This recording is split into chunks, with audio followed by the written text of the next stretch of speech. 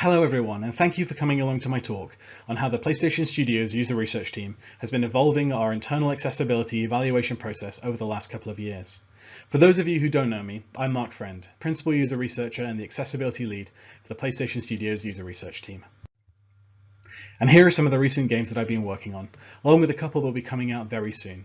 My role on the user research team primarily involves working with our first-party game teams across PlayStation Studios to help improve the usability and accessibility of their games. But I've also worked on a number of hardware and system software projects as well, including, most recently, work on the new PlayStation 5 DualSense controller and the PlayStation 5 console screen reader.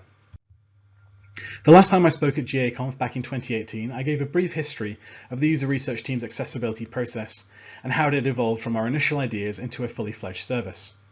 A lot has happened since then. So today I'm picking up where I left off to bring you all up to date on all of the changes we've been making to our accessibility processes at PlayStation Studios. Specifically, I'll be talking about how our process for conducting accessibility evaluations has evolved, and I'll hopefully be providing some handy tips for anyone else who is looking to move from checklist-style accessibility reviews to a more holistic-style way of reporting accessibility issues. A brief disclaimer before we begin though. Due to the confidential nature of the work that we do, we can't always share actual findings from our reports or content from games that are in a pre-release state. So all of the examples I'll be showing in this talk have been specially mocked up and didn't actually come from any of our reports, and any references to specific games have been removed, but they should still hopefully provide clear examples of how our process used to work and how it works now. So as mentioned, I'll start with a very brief recap of my previous talk. The user research team began putting together plans to incorporate accessibility into our services back in 2014. To start with, we used a variety of resources.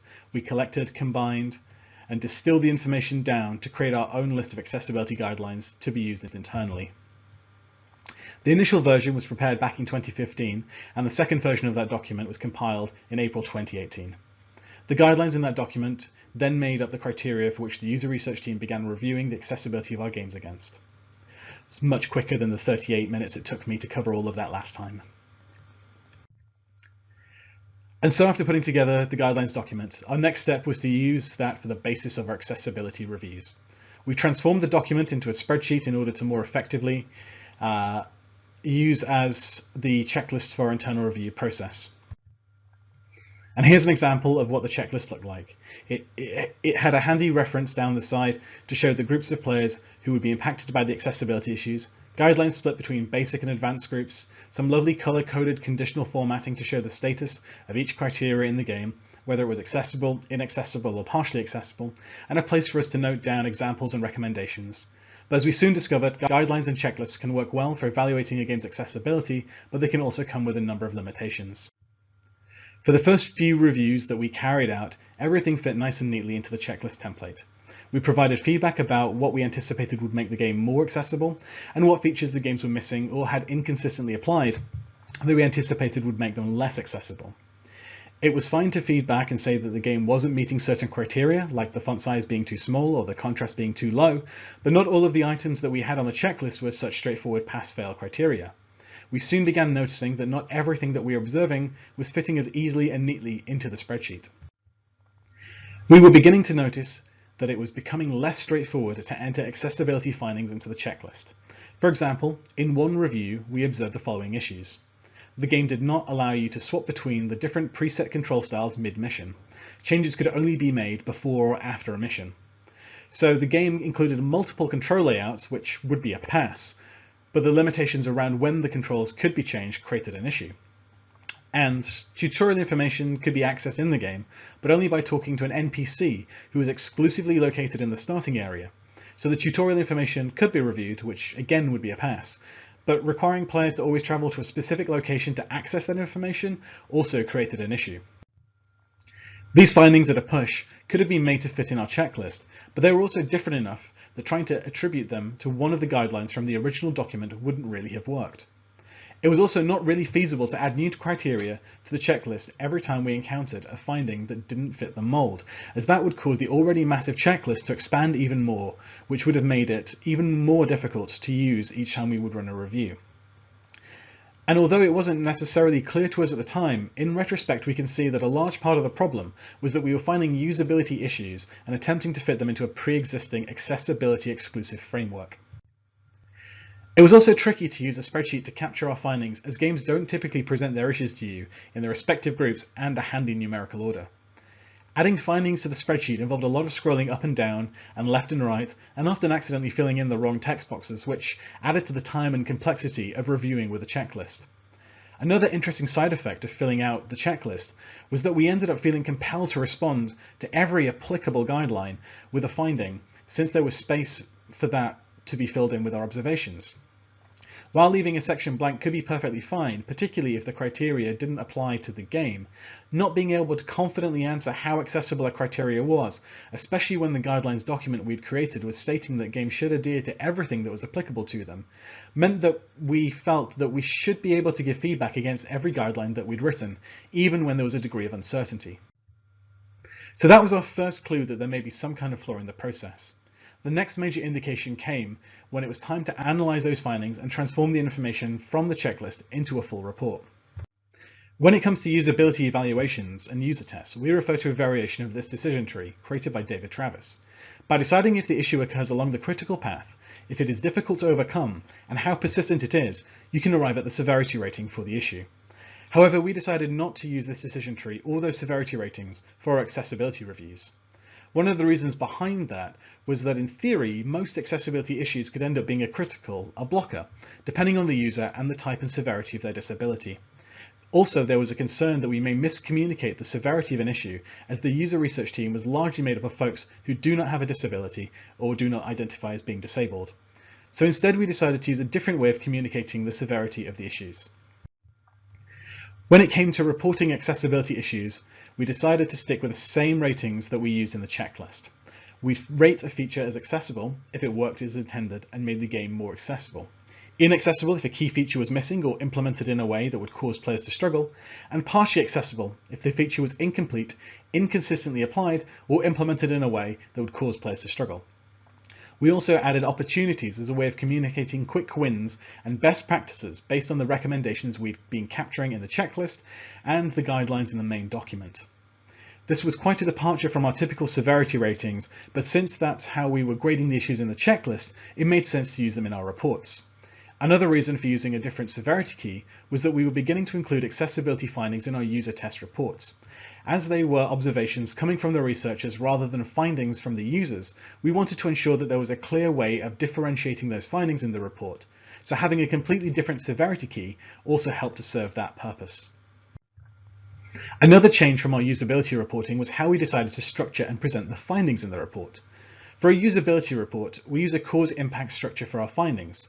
For example, cause, the workbenches blended into the environments, therefore impact, players were unable to upgrade their weapons and struggled with combat. But for accessibility, it felt like the cause would always be that the feature or setting was missing or did not work as intended, and the impact would always be that it made the game less accessible and or that the guideline had not been adhered to. We initially used an issue impact style for the report, which, to be honest, in retrospect is basically a cause impact structure.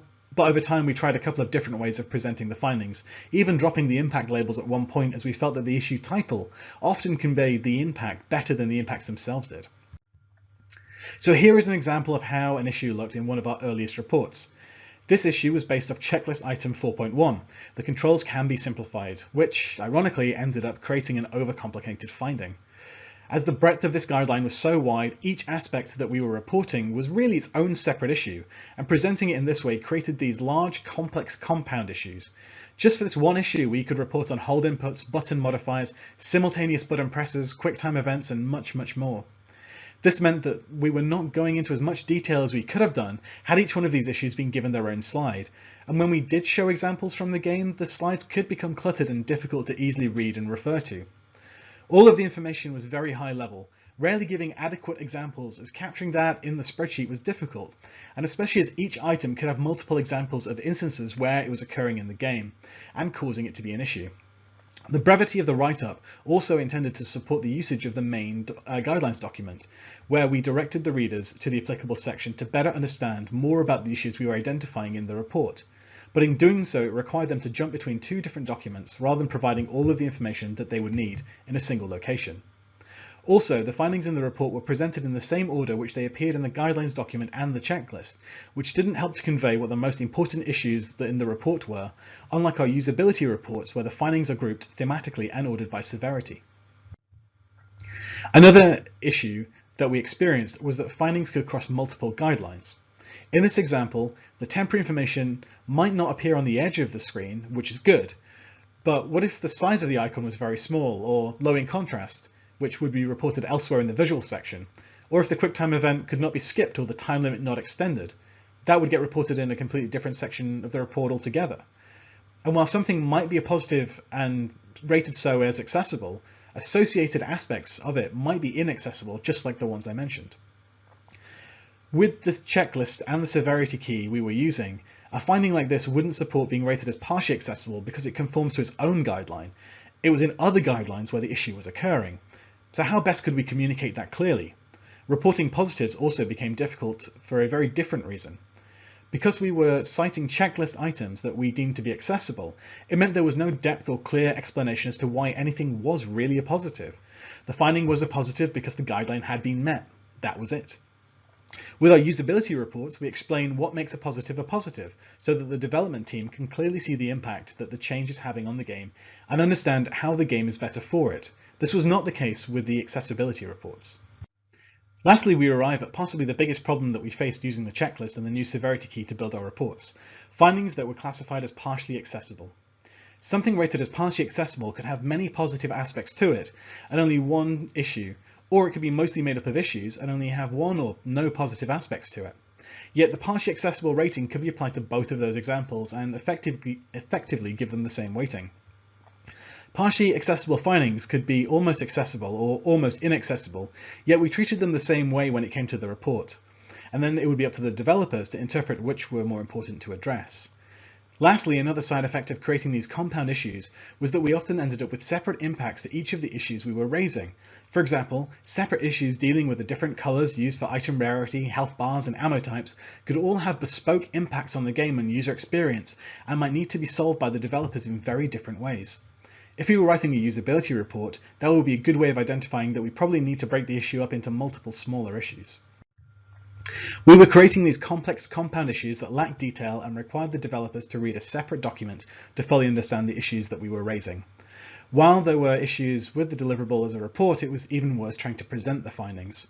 Having the findings ordered by their guideline groups and numbers meant that the flow was all over the place, and we ended up jumping between different aspects of the game and constantly swapping between talking about findings that were accessible and those that weren't.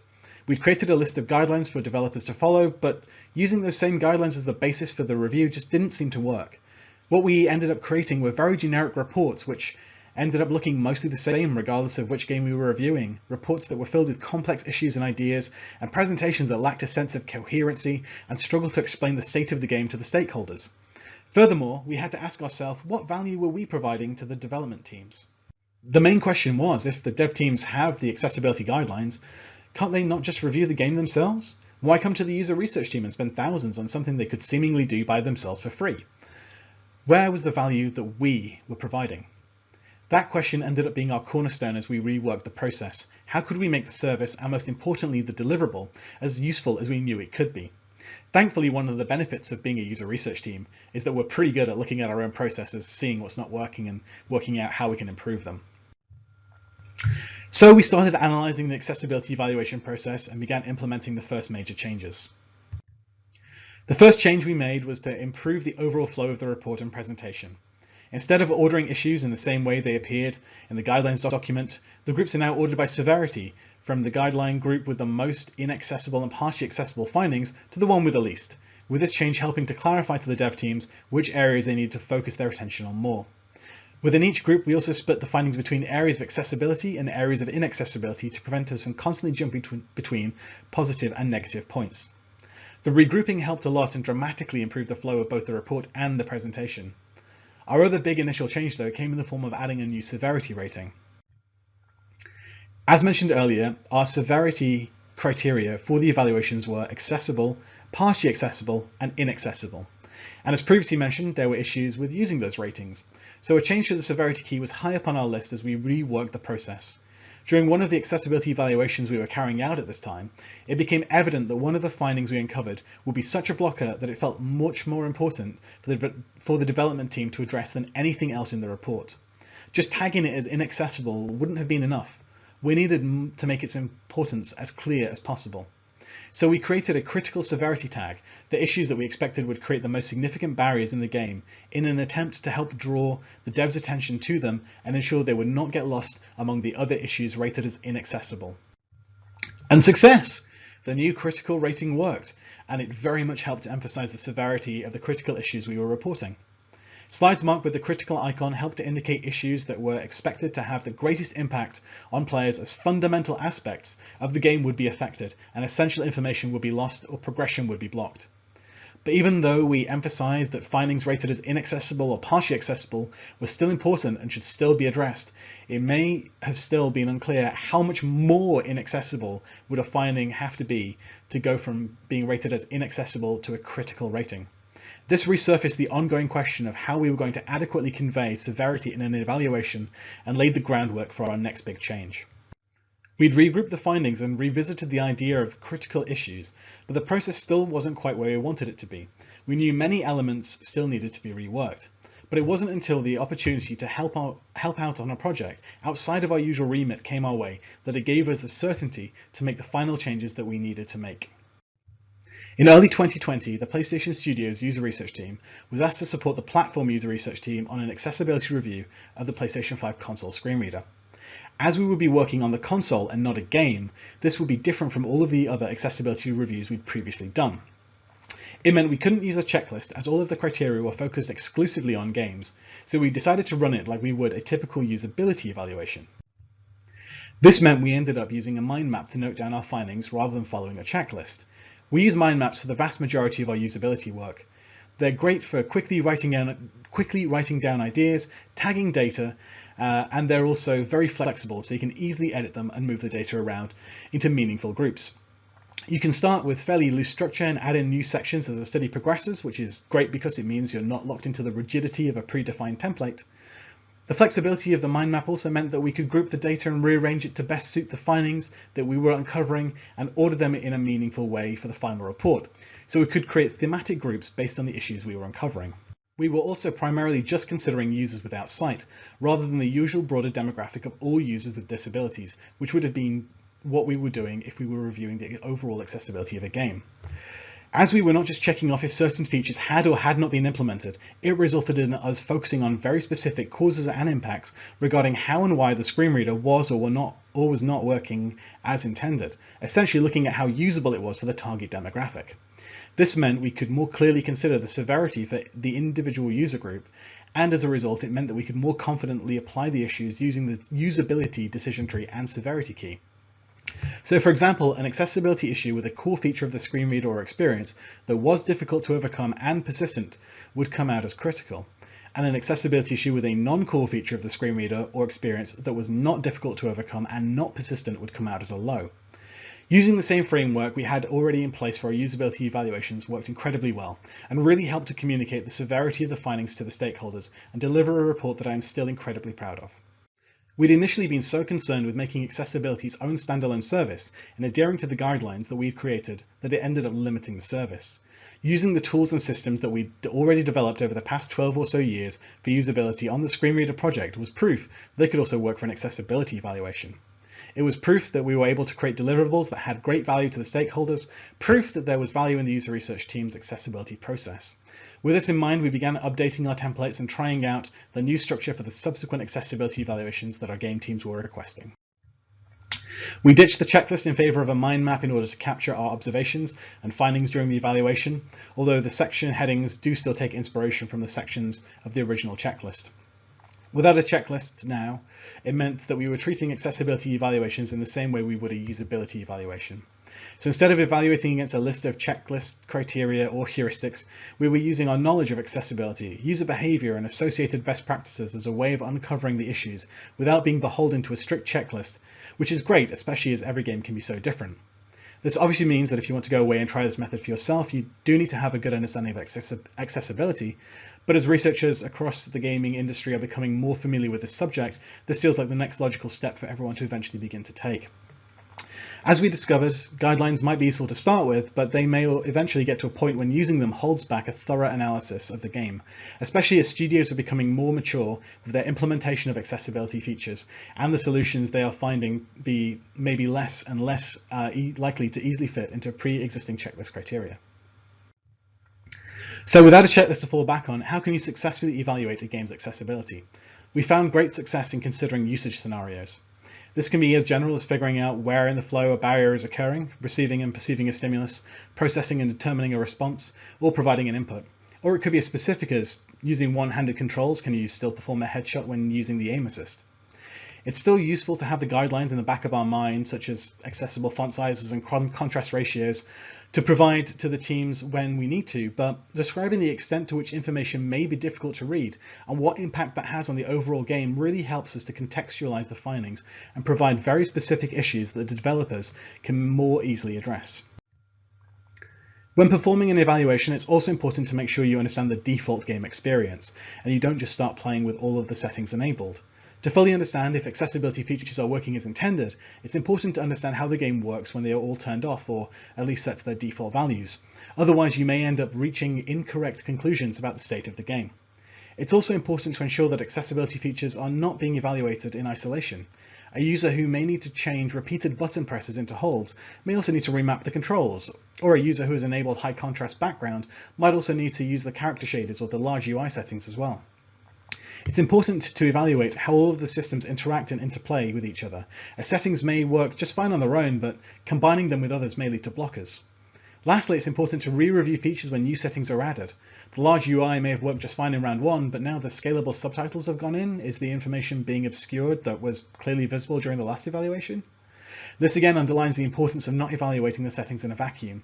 Anything could get used together by the user, so we should make sure that we evaluate it all together as well. Another potential issue we faced when using the checklist was the worry that we'd miss something important. Games are big and there's a lot to evaluate. Can we confidently check off that all speech is subtitled if we haven't caused every line of dialogue in the game to trigger? One way in which a greater level of confidence can be achieved for researchers is to work with other departments, like QA. QA see much more of the game and more frequently than researchers tend to, so they can be a great resource for logging individual instances of issues, while researchers can report the findings at a much broader level. And a great thing about the findings and accessibility evaluations is that they can make for great test cases for QA to work from and give them a great starting point to identify more instances of issues that the research team originally discovered. Sometimes, though, it's better to evaluate a smaller portion of the game. Trying to evaluate every feature across the entire game can be a lot of work, especially considering the time commitment just to complete the critical path of some games. While it can be useful for a first round to go in with a general goal from the team to see what is and isn't currently accessible, again, much like with usability evaluations or user tests, clear research goals can make the difference between a good report and a great report. And it's especially useful to think about conducting a more focused accessibility evaluation, as not everything will be ready to test at the same time. So feedback can be timed for when content is ready to be looked at, and means that feedback can be given earlier in development rather than waiting until the end when everything in the game is ready and you're 2 months away from shipping. Lastly, another great takeaway from the evaluation process that we've discovered is that you shouldn't overlook the settings menu. The heading that a setting is listed under and what other settings it is grouped with can impact the setting's findability. The clarity of a setting's description can impact if users will be able to understand what the setting will allow them to do. And it's important to check if the setting can be easily turned on, off, or modified, and if it can be accessed at all times or if its access is limited in some way. If the menu itself isn't usable, then users won't be able to use a setting to make the game more accessible. So with that in mind and put into practice, we finally arrive at our new and improved final report. And here is an example of an overview page that we have in that report. By using our process, we are able to produce distinct findings with clear causes and impacts, which can be then grouped and presented thematically with issues that share similar impacts or affect similar parts of the game. The specificity of the groups also helps to deliver a clear message about the state of the game, along with the severity key show what the critical blockers are, all the way down to what the low issues and points of friction are, and give a clear indication to the development team what is the most important for them to address. They also help to contextualize the state of the game. It means that executive summaries can be written for an easy one-page reference following the evaluation, and round by round the issue groups can be tracked to see what the game team have if what the game team has implemented has indeed fixed the issues. The individual issues can also be entered easily into systems like Jira, making them both much easier to track and assign to the relevant person on the game team. All in all, we find this approach paints a much clearer picture, provides a more holistic view of the game, and has created a much more useful and valuable deliverable for our teams. Focusing less on whether or not a guideline has been met, and more on how the features work and interact with each other, allows us to better understand the state of the game and truly assess the usability of accessibility. Because, after all, accessibility is just usability for more people. Thank you.